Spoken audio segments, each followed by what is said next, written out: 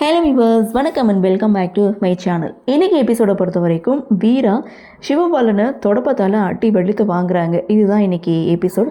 சரி, என்ன நடந்தது அப்படின்னு பார்க்கும்போது சிவபாலன் வீராவை பார்க்க பேச வீட்டுக்கு வராங்க. வீராவும் வெளியில் வர்றாங்க. சிவபாலனை பார்த்து அடுத்த செகண்ட் துரோகி அப்படின்னு சொல்லிட்டு தொடப்பத்தை எடுத்து அட்டி வெளுத்து வாங்குறாங்க. அதையும் வாங்கிக்கிட்டு சிவபாலன் நீ தான் எனக்கு நன்றி சொல்லணும் அப்படின்னு சொல்லிட்டு கௌதம் நல்லவனே கிடையாது அப்படின்ட்டும் அவன் போதைக்கு அடிமையானவன், அவன் மேலே 2 ரேப் கேஸ் இருக்குது அப்படின்னு சொல்லும்போது அதை நம்பாத வீரா மீண்டும் தொடப்பத்தாலேயே இங்கே சிவபாலனை அடிக்கிறாங்க. அங்கே வந்த பரணியும் வைகுண்டமும் வீராவை தடுக்கிறாங்க. இருந்தாலும் அத்தனை பார்த்து நான் உண்மையை சொல்லாமல் போக மாட்டேன் அப்படின்னு சொல்லிட்டு சிவபாலன் வெயிட் பண்ண, அவன் வந்தானா உன்னை கொன்னே போட்டுருவான், இங்கேருந்து கிளம்புன்னு பரணி வைகுண்டம் 2 பேரும் சிவபாலனை அனுப்ப முயற்சி பண்ணும்போது சிவபாலன் அங்கே போக மாட்டேன்னு சொல்லிட்டு அடம்பிடிச்சு உட்காந்துட்ருக்காரு. ஸோ அதே சமயம் வீராவும் பார்த்திங்கன்னா தான் அண்ணாவுக்கு கால் பண்ணி சிவபாலன் தன்னை கூட்டிகிட்டு போக வந்திருக்கான், சீக்கிரமானு சொல்ல பயங்கர கோவத்தோடு வந்த சண்முகம் இங்கே என்ன ஏதுன்னு கூட கேட்காம சிவபாலனை அட்டி வெளுத்து வாங்குறாங்க. வீரா ஒரு பக்கம் அடிக்க, சண்முகம் ஒரு பக்கம் அடிக்க.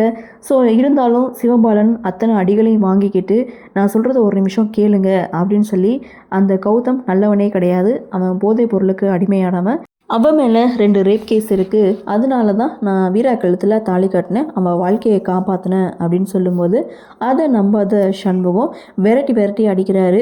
இங்கே சிவபாலனும் அங்கேருந்து தப்பிச்சு போகிறாங்க. அப்படியே சீனை கட் பண்ணால் பாரதி மகாதேவன் சண்முகம் குடும்பத்தை பார்க்க வீட்டுக்கு வராங்க. ஸோ அந்த இடத்துல சூடாமணி பற்றியும் ஜெயிலில் இருந்ததை பற்றியும் அந்த இடத்துல பேசுகிறாங்க.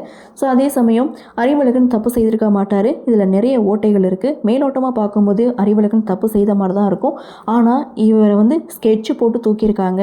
நான் கேஸ் ஃபைலெல்லாம் படித்தேன். ஸோ இது எல்லாமே பிளான் பண்ணி தான் நடந்திருக்கு. அறிவழகனும் நம்புங்க, நீங்களும் பரணியும் அறிவழகன்கிட்ட பேசினா என்ன நடந்ததுன்னு உங்களுக்கு புரியும்னு பாரதி இங்கே சண்முகத்துக்கிட்ட சொல்ல, அப்போது ரத்னாவுக்கும் புரிய வருது. அதே சமயம் கனியோட என்ட்ரி. கனி பார்த்திங்கன்னா பாரதியை பார்த்ததுமே அடுத்த செகண்ட் அவங்க சூடாமணியாகவே மாறிடுறாங்க. ஸோ அதுக்கப்புறம் சூடாமணி வாய்ஸில் பேசும்போது பாரதி ஒரு நிமிஷம் ஷாக் ஆகிறாங்க.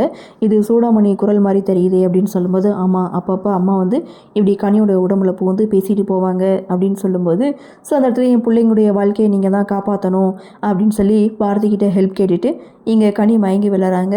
ஸோ பாரதியும் பார்த்தீங்கன்னா நீங்கள் அறிவழகன்கிட்ட பேசுங்க அப்படின்னு சொல்லிட்டு பாரதியும் அங்கேருந்து கிளம்புறாங்க. இதோட எபிசோடையும் முடிக்கிறாங்க. ஸோ இங்கே சிவபாலன் எதுக்காக வீரா கழுத்தில் தாலி கட்டினார் அப்படின்ற விஷயத்த சொன்னாலும் வீரா சண்முகம் இவங்க 2 பேரும் நம்பவே இல்லை.